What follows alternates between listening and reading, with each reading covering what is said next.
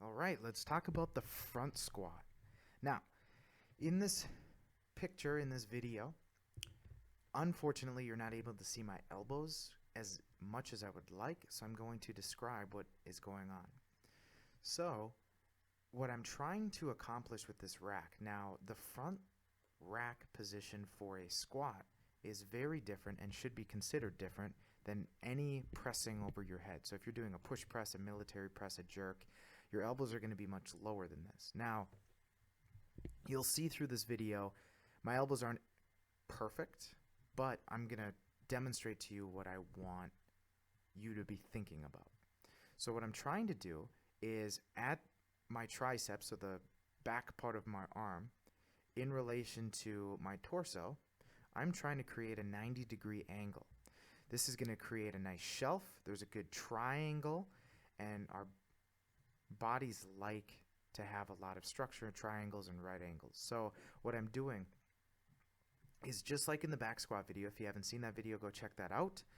I am extending through my upper back. For some people, what they like to hear is I'm trying to take my sternum and I'm trying to lift my sternum to my chin. Okay? By doing that, you get a nice upper back posture, and I'm doing that without overextending in my lower back. A lot of people, what they'll end up doing is instead of getting the right sensation through their upper back, their mid to upper back, they start the extension way down here, and then they start to get kind of a pinching sensation in their where their lumbar meets their thoracic. Okay? Now, again, I'm trying to create a 90-degree angle. Now, other things that I'll be thinking about, especially when I'm doing squat, while I'm going through the squat, is I'm trying to not only get my elbows up, which is what you'll hear a lot of times, but a lot of times if you think just lift your elbows, again, you get that arching in your lower back.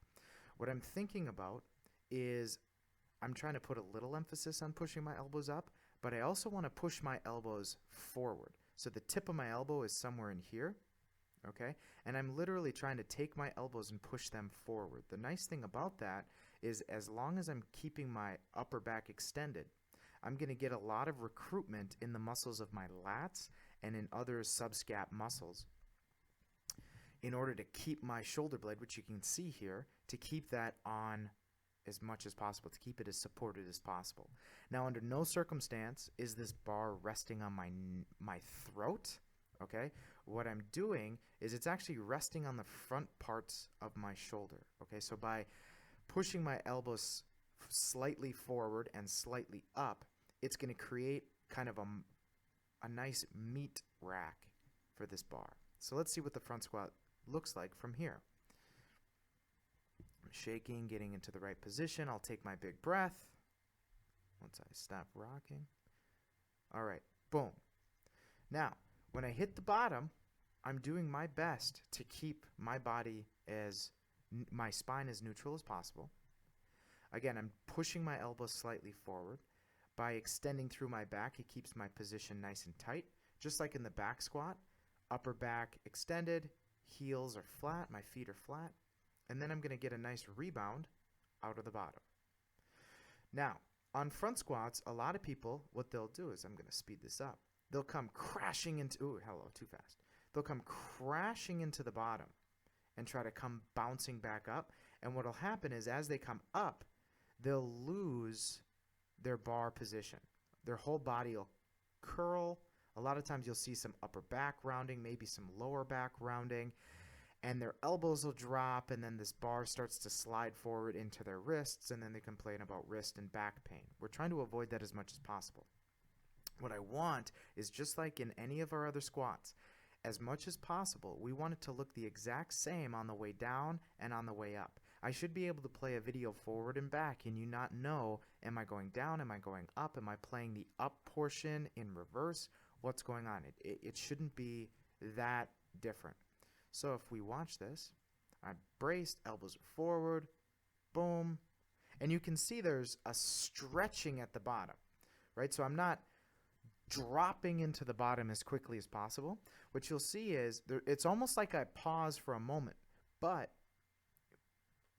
there's this shotgunning effect. There's this slingshot method that shoots me back up. So what I'm doing is by making sure I'm nice and tight into the bottom. My feet are flat. My knees are in position. They come to about here. My hips are where they need to be in relation to the bar, and my chest is extended. I'm getting this big, aggressive stretch in my legs, in my quadriceps here, right? And in my butt. And that's causing that rebound effect. So let's watch this. And boom. You get this speed out of the bottom. If I were to go much faster, I'm going to lose that big stretch and that almost that explosion out of the bottom. But you can see the entire squat. My back stays neutral. My knees go into their position. My back stays neutral, into the bottom, and out of the bottom. Okay? Just like in the back squat, there's a slight tuck, but nothing where I'm losing my back rigidity. I'm not losing my rigidness at all. And again, it's keeping me so that I can shotgun out of the bottom. Big rebound as all of my joints and my muscles stretch. Okay? Now again, the entire time I'm thinking elbows forward, slightly up, and keeping my upper back extended. This will keep the bar off your neck. It'll keep you nice and tight. But let's watch the front squat one more time. I take my big breath. I'm set. I go straight down and pop out of the bottom. And again, the front squat, we're trying to create that 90-degree angle. Now, at the end, you may have noticed I did not have my whole hand on the bar. That's totally fine. Because I'm not pressing the bar over my head, I let my pinkies go. You can kind of see me curling my hand a little bit here.